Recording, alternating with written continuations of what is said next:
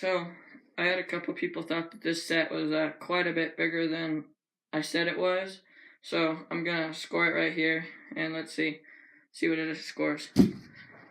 Alright, so this is how I'm gonna do it. So, we got the right side, and these are the mass measurements up to 4, and then the length measurements up to 5, because this side right here doesn't have an eye guard. And so it only has 3 points, and then the main beam, and then this side has an eye guard, so it's got 4 points in the main beam. This is the left side with the wire, and this is the side I found yesterday. So here we go. Alright, we're going to score the right side first. And so I'm only going to the 1/4 inch instead of the 1/8 because that's how I learned how to do it, or that's the easiest way for me. The first one is 4. 4.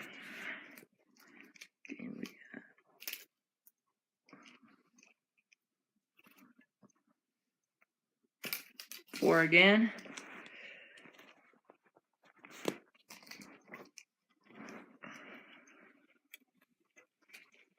And you're supposed to do it around the smallest spot of each measurement. So that one's also 4. Then this one looks a little bit smaller. 3.5. So the four mass measurements on this one are 4, 4, 4, and 3.5 are right there. So now we're gonna do the G1, the G2, the G3, and then from here to here is the main beam. And if it had an eye guard, this would be the G1, and then the G2, the G3, and G4. But this one doesn't have one, so his G1 would be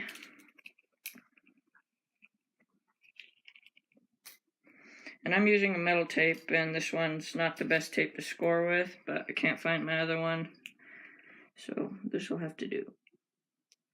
Right at 12.25 inches. So his G1 is 12.25 inches.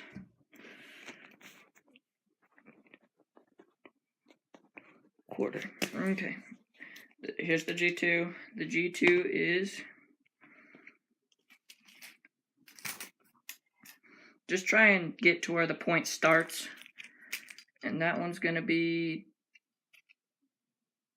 10.5. 10.5 inches on the G2.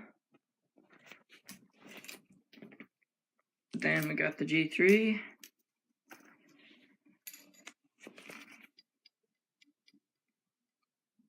Seven and 3/4. 5. Then the main beam from here all the way up to here. And so that is going to be, like I said, if you've got a better tape measure than a metal one, those work a lot better, but I couldn't find my other one, so.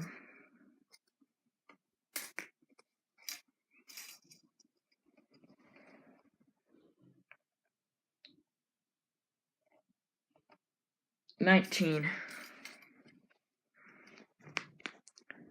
Alright, so we got this one finished. We got, for the points, we got the G1 at 12.25, the G2 at 10.5, the G3 at 7.75, and the main beam at 19. And now we're going to start on this one. This one's obviously going to be a lot harder because of the wire.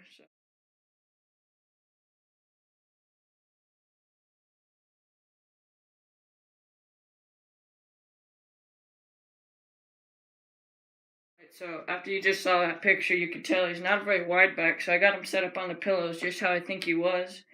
And so I'm going to try and get his best width. You go to the widest point to get the width, and he's going to be right just 20. He's not. Right, so I got all the measurements written down, so now we're going to see what he is. Here we calculator. So he is 4 plus 4 plus 4 plus 3.5 plus 12.25 plus 10.5 plus 7.75 plus 19 equals. So he's 65 on his right hand side. I like to write it down just to see. I got him right at 65, and I think last time I scored him, I got it 65 1/4, so pretty close. And then his left side is 4 1/4 plus 4 plus 4 1/2 plus 3 1/2 plus 2 plus 14 1/4 plus 10 plus 9 1/4 plus 18. 69 3/4 for his left side with the wire. 69 3/4, and then we got his width at 20, so that's 69 3/4 plus 65 plus 20. 154 3/4. Last time I got him at 156 1/2, so altogether pretty close. I averaged his width at 22 1/2 last time, but I think that was a little bit much because I didn't. I held him a little bit wide when I did it last time, so yep, we got him right there at 156, 154, so he's right there. He's got some sweet genetics in his mass and his back fork, or in his forks, but for width, he could really use a little bit more. He's not very wide at all. This is still my biggest set, and I'm really happy with it. Alright guys, thanks for watching. I appreciate all the support on Instagram. If you aren't following me on there, please go check me out. It's Ruby Mountain Outdoors, and that's where I post all my outdoor adventures.